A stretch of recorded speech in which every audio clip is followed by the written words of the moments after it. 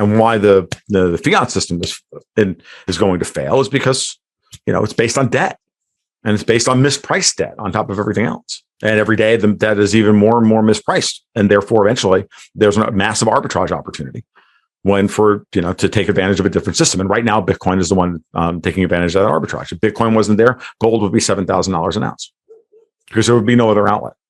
I'm trying to get a piece together then a picture of the future. We know that on one hand, this great reset idea is would they have a cashless society, digital CBDCs where they control. It's a social credit system where they can control our lives completely, turn off our ability to buy food, travel, and work. Sure. But then what you're talking about, given everything you've laid out, it seems like I think we're going to have CBDCs. Every country, even Mexico now, in 2 years has announced that we're going to have the Mexican CBDC. Because Bitcoin's beating them.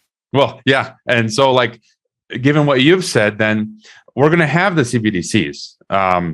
This attempt at the CBDC social credit system. But then what you're saying then, on the side, there are going to be these cryptos or Bitcoins. So that would kind of be like a bulwark, it sounds like, to prevent them from complete control, like a valve, where we'll Absolutely. Still be able to function maybe as dissidents. We're going to be able to function far better than dissidents. Their whole system is going to collapse.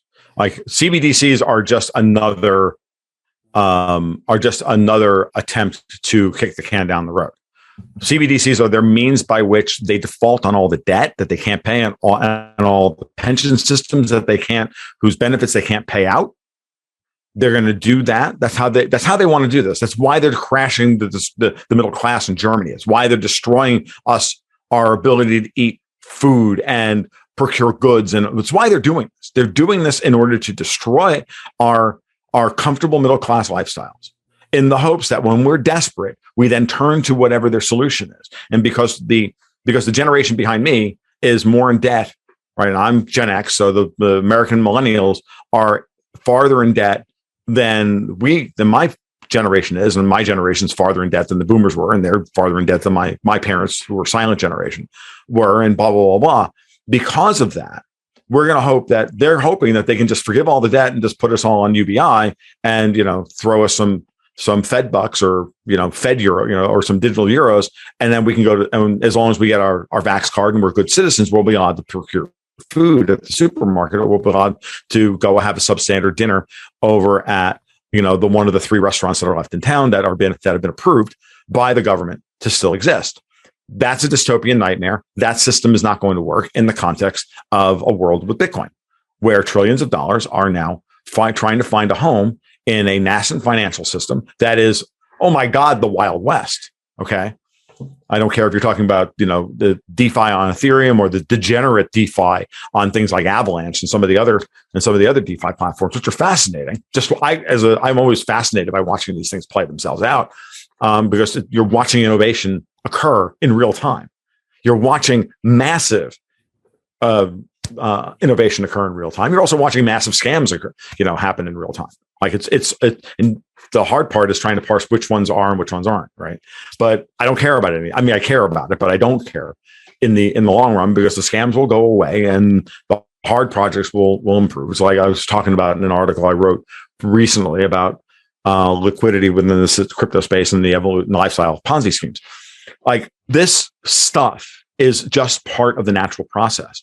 And I can tell you, having been to Bitcoin 2021, which was as glitz and glitter as you could possibly imagine, that at its core, this was still a bunch of hardcore phone freakers and radical libertarians who understand that we have a job to do here. We have a responsibility to the future of humanity. And we're going to do this. And if we can't do it with a Bitcoin, fine. We'll pick another damn blockchain to do it with, or we'll write a new one, because it's not hard. It's just code. Just like Swift is just code. Jim Sinclair, 15 years ago, writing at JS Mindset, was telling us, hey, look, man, the minute Obama went after the Swiss for their after the Swiss banking privacy and threatened them with the Swift system removal, said that's it. They're done. The Western financial system's done. They went nuclear. They don't have any other options left. Where do you go from there? What if the Swiss had said no? Well, the Swiss didn't say no, but the Iranians did. And that's why we are where we are today. Okay. Right. And so that's the same thing that Justin Trudeau is facing right now in Ottawa. It's a version of the same problem. This is the way the dissident mind works. This is the way the hardcore ungovernables and the hardcore disagreeables who go, you know what? FAFO. I'm keeping it clean. Like, you want to find out what we're capable of? Take everything away from us and you'll find out. Because that's what's coming. And I was chatting with a friend of mine, one of my patrons. I actually was here for my birthday last night because he's relocated down to Florida and he's from Canada. And he's fled the Canadian fascism that he saw coming 2 years ago. Very ahead of his time. Very, very, very bright guy.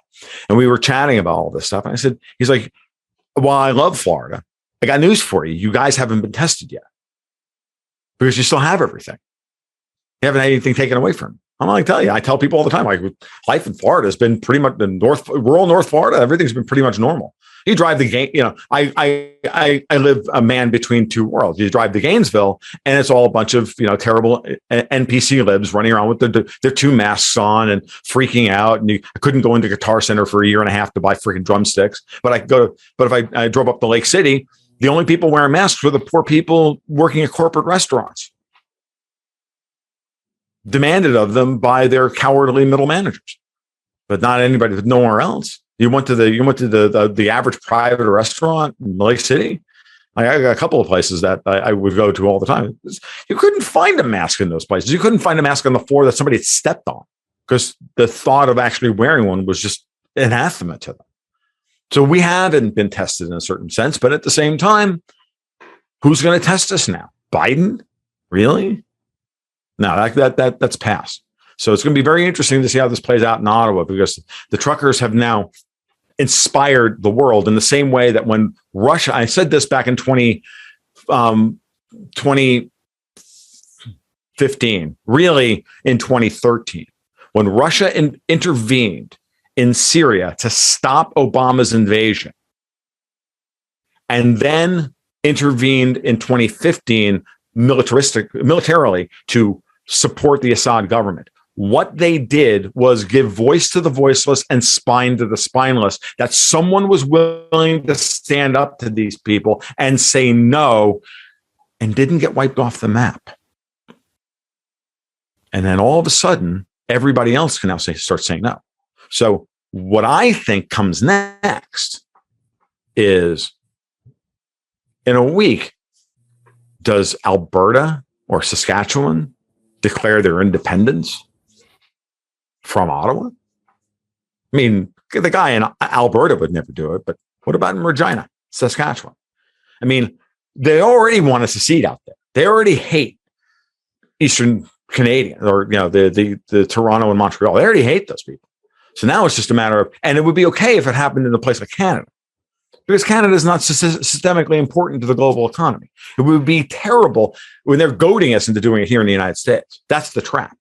It's like they're trying to goad the Russians into invading Ukraine. Like they're trying to goad Jerome Powell to raise interest rates before he's been reconfirmed as FOMC chair.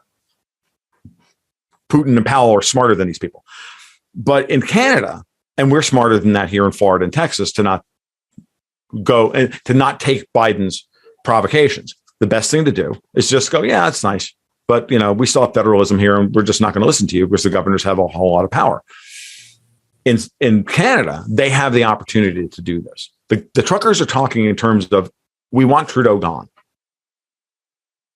And they're not leaving until he's gone. And at some point, we had a whole convoy roll into Edmonton yesterday or the day before. I'm waiting for the convoy to roll into Regina and go, that's enough. It's time for you to secede. Because if Trudeau brings the military in to try and get rid of the truckers in downtown Ottawa, how do you think that's going to go down in the rest of Canada? I think he doesn't have an out here.